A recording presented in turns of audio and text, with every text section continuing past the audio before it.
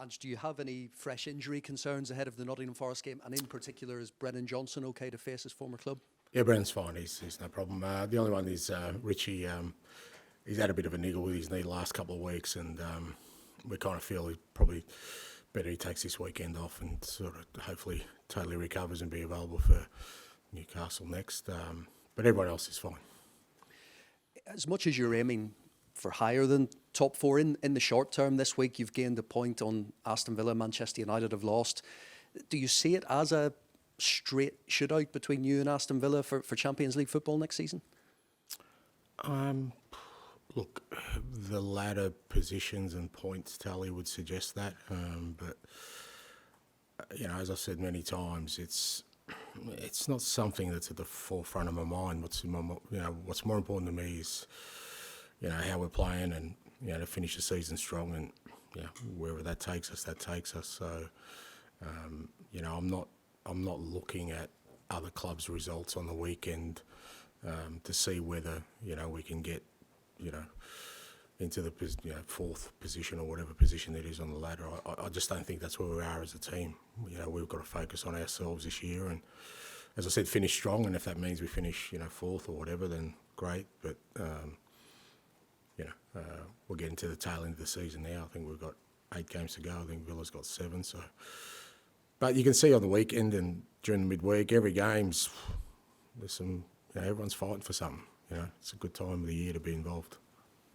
Away from Tottenham, it is the Old Firm this weekend. I just wondered, will you be watching? How would you sum up that rivalry? Yeah, I think it's early on Sunday, so I'll definitely be watching. And it's one of the biggest rivalries in world football, mate. And I'm very much on the green and white side. And hoping the lads. I know what it means to the supporters to win that game. It's as much as we talk about derbies and they mean more, this one does. I lived and breathed it for a couple of years, and it's a really important game, for both clubs. And looking how tight the table is this year, I think takes on extra significance because that most of the time that's what's going to separate the two sides maybe at the end of the year. So it'll be a cracking game, and I'll be tuning in. Hi, Ange. You said on Tuesday after the West Ham game that your attack lacked a bit of clarity of thought. We have seen, though, a really nice understanding develop between Brennan Johnson, who's been fantastic last couple of weeks, and also Timo Werner. So I just wondered, how do you view that attack when you have those two playing with Heung-min Son up front? Yeah, no, that part of it I think has been developing well, and part of our process is, you try and provide information, feedback to the players, but it's up to them to take that on board and put it into action. I think it helps when they get rewards for it, and certainly Brennan, as you said, and Timo both sort of scored or assisted the last couple of weeks, probably longer than that, last 4 or 5 weeks, which is great. But, that's not our only avenue to attack, and I thought the other night, we had some better options out there. We just rushed a little bit. That was kind of looking at our analysis. We got into some great areas, and probably, some of our decision making wasn't great. And probably like I said, we had more time than we thought. But again, you provide that feedback back to the players, and hopefully, we can begin to sort of develop in that area as well. West Ham's equaliser, of course, came from a set piece. I just wondered how much of a concern, or is that something that you're looking at in training, working on specifically in training, trying to reduce the number of goals that you're conceding from set pieces? Yeah, look, I don't think we've been. I think we've been pretty good at set pieces. I mean, you always get every goal you concede is down to something. It was a decent delivery the other night, and they got some big guys. The rest of the set piece, I thought we handled really well. I thought we gave away too many corners. I think that was an issue for us. When you do against a team like West Ham, who are such a big side physically, and they got such great delivery with Bowen and Ward-Prowse, you're asking for trouble. So I thought again that was part of the game. We thought we could have handled a bit better, not to give away so many. But I think, I think those kind of things, people just kind of look at snapshot. I mean, our winning goal against Luton came from a defensive corner, our setup. So, I think with all these things, I tend to take a longer term view on them. And for the most part, I think we've been pretty decent. And finally, for me, obviously you faced Nottingham Forest on Sunday. They're fighting for their lives at the bottom of the table. They got a big win over Fulham in midweek. So what kind of a challenge are you expecting from them on Sunday? Yeah, massive. As you said, they're fighting for for every point, every goal, and I mean, I think you would have noticed that across every game that everyone is fighting for something, whether that's up the top, up the bottom, in the middle. Everyone's fighting for something, and from our perspective, we know that we have to hit a certain level of, you know, effort, competitiveness every week, and for the most part, we've been pretty good. I mean, I think the Fulham game was probably the one that, you know, was disappointing for us, but even against West Ham, as you know, we weren't pleased with the outcome, but you know, it's a difficult place to go. You know, they're a very well organised side, and it wasn't through lack of effort that we didn't get what we needed. And it's going to be the same on the weekend. You know, for Forest, like I said, everything for them is crucial at the moment. So they're not going to come here and just give us anything. We're going to have to earn everything, and be up to us to do it. Angelo, Brennan Johnson going up against his former club Forest, and I just wondered how he's developed. I was just looking since January. He's got 5 goals, including 1 for Wales, and what sort of changed? How have you converted him into being more lethal, really, since you signed him in August? Well, I think we've made him more lethal. I think, you know, his goal scoring record before he arrived to us was pretty decent. I just think, you know, we play obviously a little bit differently, and it takes time, you know, and especially in those front areas. I've said before that there's a lot more pressure on new signings because they get invariably measured against, you know, outcomes in terms of goals and assists, and if you don't have that, then. But his general play was always, you know, still very good for us, you know. But what I think now, he's found a bit of confidence and a bit of consistency in both an understanding of the way we play, and like I said, he's getting the rewards, which is great. But you know, he's still a young guy, and you know, we bought him with very much an eye that, you know, whatever he does this year, we know there's a lot more in him, and when you see improvement, that kind of encourages us even more, because it means that, you know, if we invest the time in him, he's going to become a super player for us. That's Charlie, please.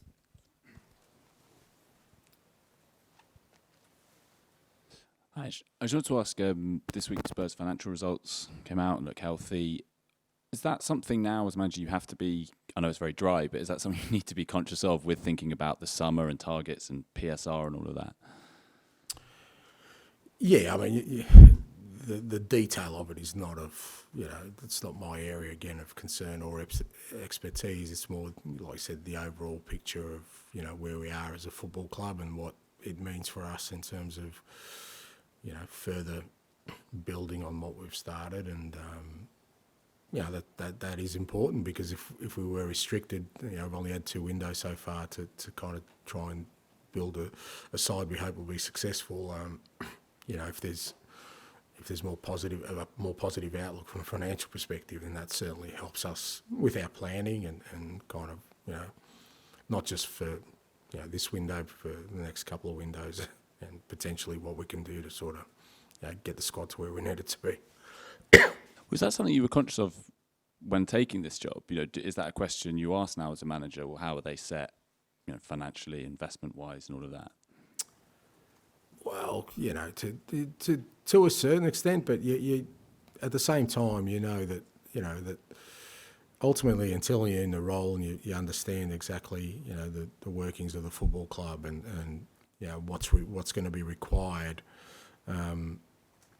you know, I think you always go into these things with your eyes wide open, in that, you know, you don't expect sort of real clarity about anything until you're actually in the role. So you can ask the questions, but, you know, it's like, you know, they can ask me questions about how the team's going to play, but until I actually put it into practice, they're just words, you know. So, you know, from my perspective, I think, you know, I've had a pretty sort of clear line of communication as to where we're at as a football club, and what I've sort of taken on hasn't surprised me in any way. You know, we're in a good position, and hopefully we can build on that. One thing as well, some fans want to see against low blocks players taking more shots from range. And I'm just wondering, I know this You're just wondering if that's how I coach? Or yeah, just no. do a poll amongst supporters and say, what do you reckon we need this week? No. This is a very niche question, but I Okay. just mean like, in your, in a game model like yours, is that just like a side point? You know, is that something you would ever talk about against a certain team? There will be spaces. Can we have more shots from distance rather than that kind of, you know, more intricate way of playing?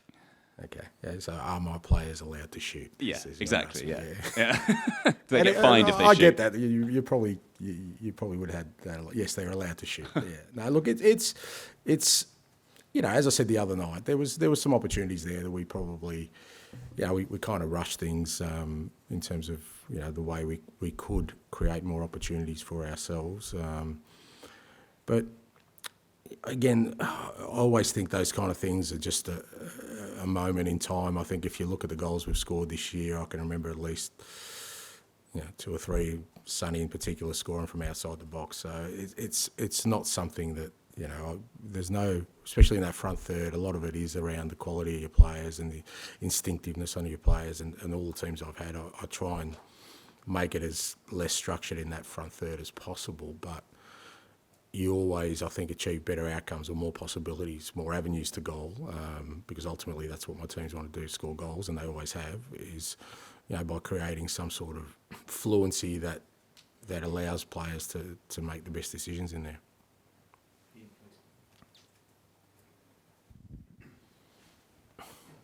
Hi, Ange, how are you? I'm good, mate. Just going back a little bit to the financial stuff you were talking about just now, and budgets, and looking forward to maybe bringing players in the summer. Spurs, one of the only teams that actually spent money during the January transfer window, and clubs generally were watching very carefully what they were spending. Thoughts the Premier League going to have new financial rules and maybe not take points off teams that go over it, but maybe a financial penalty.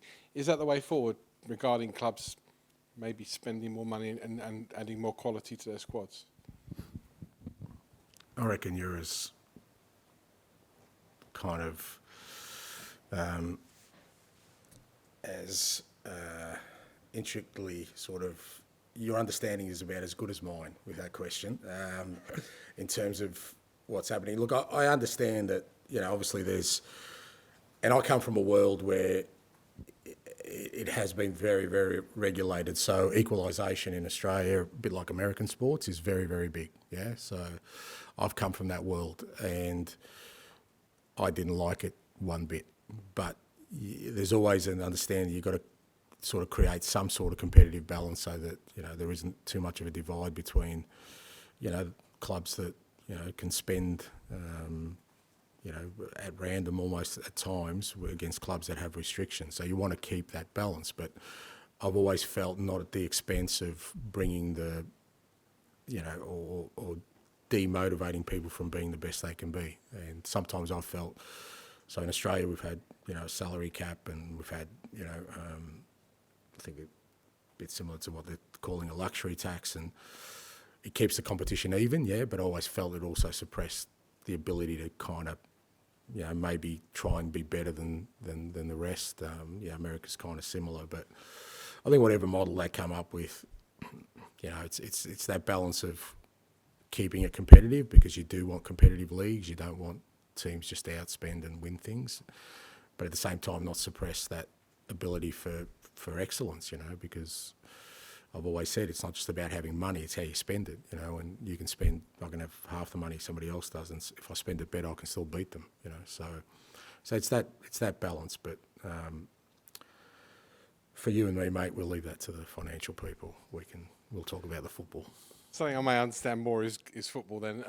Much was made of your late goal against Sheffield United because it came set out. I think it was the latest goal at that moment scored in Premier League history. There was a later one last night.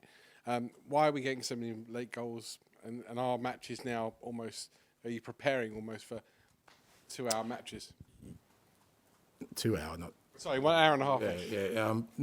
No, you're right. But I think it is. It's a product of, you know, the extra time we are playing, and I think I've said it before. I used to kind of make substitutions around the 60-minute mark, but knowing there's about half an hour or so to go. But now I know that very few games will last less than sort of 95, 96, 98 minutes sometimes. So you got to factor that into it now. And I think that also means that your players need to be aware that 90 minutes is not the end of the game. A hell of a lot you saw that last night, but still a lot can happen in that last period because sometimes we look at the clock and say, oh, it's the 80th minute mark, there's 10 minutes to go, but actually it's probably 20 minutes to go when you think about all the stoppages that can happen, and your players and the way you kind of use your subs, I think becomes important in that.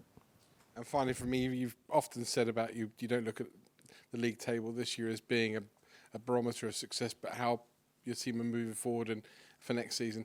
But are you further on at this point now than when you walked through the door on day one you thought you would be? I didn't have any sort of thoughts on where we'd be. I kind of knew, obviously, after the disappointment of last year that we had to show signs of progress, or else might not even be sitting here if we didn't. So that was the first thing: is can we progress, and what does progress look like? For me, progress looked like, well, the players we sign are going to be important. The windows, I think we've had 2 positive windows. I don't think there's any doubt about that. How we play, well, whether you think it's effective or not, we've definitely changed the way the team plays.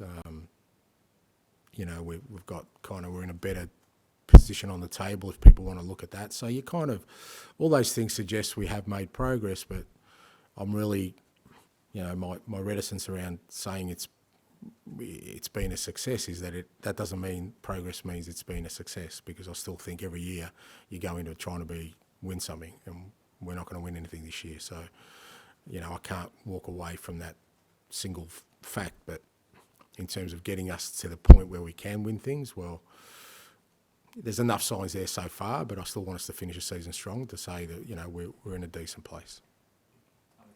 Hi there, Nuno. Nuno, sorry, I was writing about Nuno. I was just writing about Nuno. You're not Nuno, obviously. Chelsea game, we now know... Talk it out, mate. Just trying to get out. That's fine, yeah. We now know when the Chelsea game is going to be. Yeah. Obviously, you've kind of gone from having a few weekends off and wanting more games.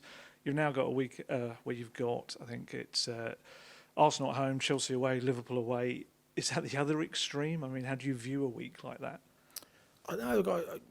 I guess my point has been all year, and even that'll come back off the back of us having a weekend off again, 15 days without a game. So I've just said all along, to me, it's not about the games or the weekends. We just haven't had any sort of fluency in our calendar. And like I keep saying, some of that's self-inflicted because we're not in Europe. We haven't had sort of significant cup runs, but it just feels like now we're going to play a couple of games. We've had midweek game, play on the weekend, then play Newcastle. Then we're going to have another weekend off. We're going to be sitting on our hands for 2 weeks, and then people say, "Oh, that you'll be nice and fresh," and then we've got to play 3 games in a week. So, for me, it's just we haven't had the rhythm this year. Like I said, apart from maybe the first sort of 10 games of the year, we had Carabao Cup, and there's a game pretty consistently. Then it just seems like it's been stoppages, and we knew that anyway. Now going into that, obviously with the teams we've got left, Man City's in the Cup, FA Cup. Chelsea are in the FA Cup, we knew we'd get it further disruptions.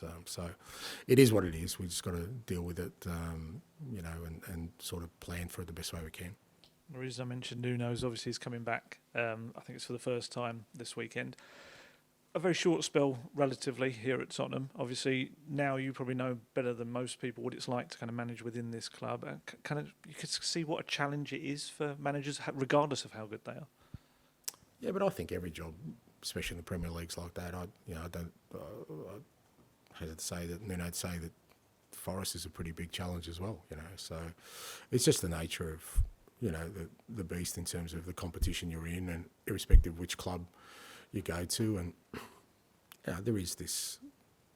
there's a far more shorter term outlook on everything these days, and that includes football. And as a manager, whichever job you get these days, you kind of know you're not going to have the luxury of too much sort of leeway to not get things right. And some clubs move quicker than others, I guess. But for all of us, it's just the world we live in now, where that's the scrutiny you're under. That's there's a lot of sort of extreme reactions to things that invariably make people